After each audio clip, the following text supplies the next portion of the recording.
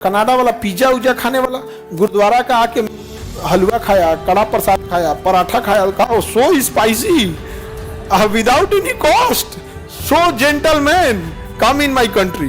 वाह, कनाडा वाले लोगों को धड़ाधड़ हो गया, वो पोजीशन होल्ड कर लिए, जमींदार बन गए, वहां बिजनेस कर लिए, दुकानें खोल दिए, एजेंसी खोल दिए, इवन कि वहां एक विधायक बन गया, सांसद बन के मंत्री बन गया। आने वाले 10-15 साल में वहां का प्रधानमंत्री कोई सीख हो जाएगा।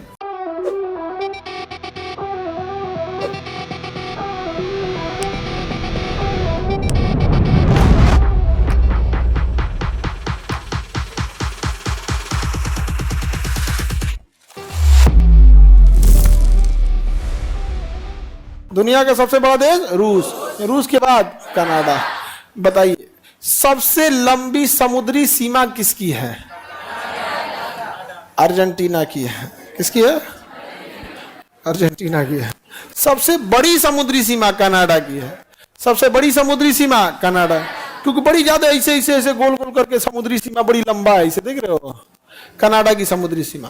कनाडा देश में जनसंख्या एकदम कम, देश में जनसंख्या कम, क्षेत्रफल में दुनिया का दूसरा सबसे बड़ा देश। और हमारे भारत से सिख लोग द्वितीय विश्व युद्ध के समय बहुत सारे लोग कहाँ गए? कनाडा।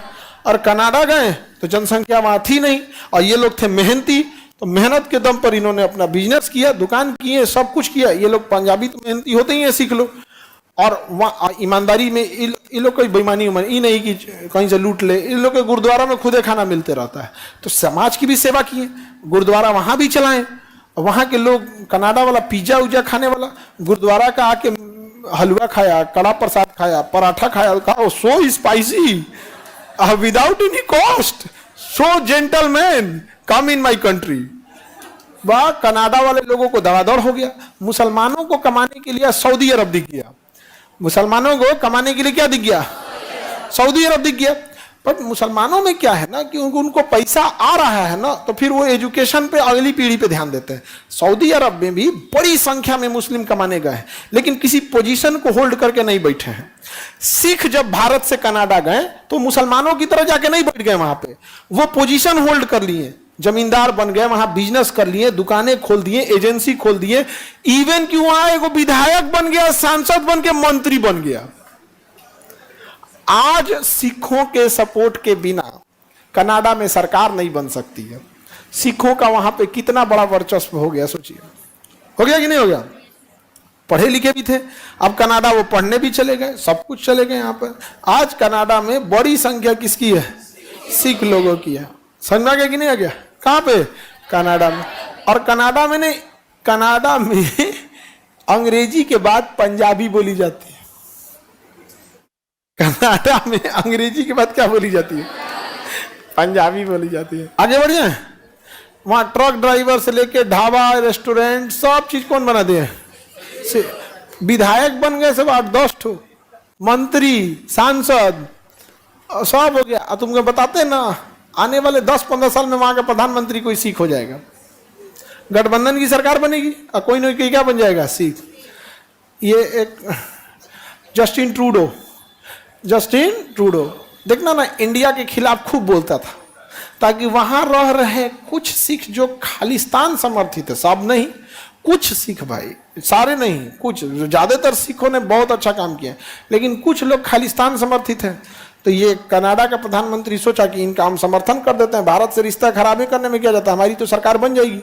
तो लोकतंत्र की सबसे बड़ी खराबी वो धीरे धीरे भीड़ तंत्र हो जाता है। लोकतंत्र धीरे धीरे क्या बन जाता है? भीड़ तंत्र। भारत क्या बन चुका है? भीड़ तंत्र। भारत लोकतंत्र तो रहा नहीं यहाँ पे। अब यहाँ पे कोई ये बात नहीं, अब अपने से सोच के देखो कि जिस देश में किसानों को 5 किलो अनाज के लिए लाइन में लगा दिया गया, ये शर्म की बात है, तो इसे शर्म ना करके उपलब्धि गिनाया जा रहा है कि मैं 5 किलो राशन दे रहा हूँ। इससे शर्म की बात क्या हो सकती है? यदि हम खड़ा होकर कहें कि देखो मैं कितना अच्छा हूं, मैं अपनी माता को 5 किलो राशन देता हूं, समाज थूक के मर्द कर देगा हमको कि माँ बाप सर आंख पे बैठाने की चीज है, 5 किलो राशन के लिए नहीं। आप समझे, मेरी जिम्मेदारी क्या है? एक परिवार की मेरी जिम्मेदारी मेरी फैमिली को है। क्या अगर हम ये उठ के कहें मैं अपने परिवार को 5 किलो राशन देता हूं, कोई हमको अच्छा कहेगा? लेकिन इस देश में इसको उपलब्धि गिना जाता है। आपको मानसिक रूप से हत्या कर दी गई है। आप जिंदा रहने को विकास समझ रहे हैं। आप अपनी तुलना गुलामी में जी रहे गुलामों से कर रहे हैं कि हमारी तुलना तो गुलामों से बेहतर है। ये स्थिति हो गई है, जबकि वहां ऐसी स्थिति नहीं है। अभी हम आपको परसों की बात बता रहे हैं। बोरिस जॉनसन ब्रिटेन के प्रधानमंत्री थे। मेट्रो से जब वो उतरे ना, तो अपना सामान लेके उतरे, उनका सूटकेस उठाने वाला कोई नहीं था। बोरिस जॉनसन अमेरिका के ब्रिटेन के प्रधानमंत्री अब मेट्रो में खड़े होके आए थे, क्योंकि मेट्रो में सीट महिलाओं के लिए होती है। मेट्रो में खड़े थे और जो पहले बैठ गए थे बुजुर्ग लोग, उनको उठे भी नहीं खड़े होने के लिए। और हमारे यहाँ एक विधायक किसी को मारा है विंडो सीट के लिए। वंदे भारत में एक आदमी विंडो सीट लिया था, तो विधायक आया बाद में और उसको मारा है विधायक कि तुम्हारा विंडो सीट है तो क्या हुआ, हमारा मन है बैठने का, हम विधायक है। मारा है विधायक उसको। विधायक विधायक व्हाट इज विधायक? लोकतंत्र में विधायक मतलब कौन चीज, नहीं समझे? अब जैसे गांव में तो विधायक का बहुत दबदबा है, पटना में नहीं पूछता है कोई। पटना में पुलिस वाला विधायक को नहीं पूछता है। दरोगा को कहेंगे ना विधायक बोल रहे, कह रहे पटना है, मंत्री के नीचे कोई वैल्यू नहीं। बोला फोन रखे यहाँ पे। पटना में सही में होता है, पटना में पैरवी मतलब मंत्री। पटना में कोई विधायक अगर फोन करेंगे ना थाना को, तो होमगार्ड को दे देगा, बतिया ले तुम। पटना है पटना। लेकिन तुम्हारे यहाँ गांव में तो विधायक अमीशपुरी है। गांव में तो विधायक क्या है, अमीशपुरी है। बड़ा बाबू हमेशा आगे पीछे करते रहेंगे, हाँ विधायक जी विधायक जी विधायक। पटना में नहीं होता है, पटना में सीधा मंत्री। अब मंत्री में भी आरा गरा मंत्री नहीं, सरकार के 5-6 गो फेवरेट मंत्री होते हैं। सब वो उन्हीं की बात सुनेगा, बाकी का सुनबो नहीं करेगा। यहाँ पे सबका थोड़े सुन लेता है। अब हम लोग तो यहीं रहते हैं, तो हम लोग को तो सब चीज पता है। अच्छा काम करे तो रेस्पेक्ट करना चाहिए, लेकिन विधायक अगर दबदबा दिखाने लगे ये खराब लगता है। आप विधायक बन के क्या कीजिए, अच्छा काम कीजिए, इज्जत होगी आप। तो कनाडा में सिख लोग की संख्या ज्यादा है या कम? बहुत ज्यादा है यहाँ पे। यहाँ देखो ये ग्रीनलैंड एक जगह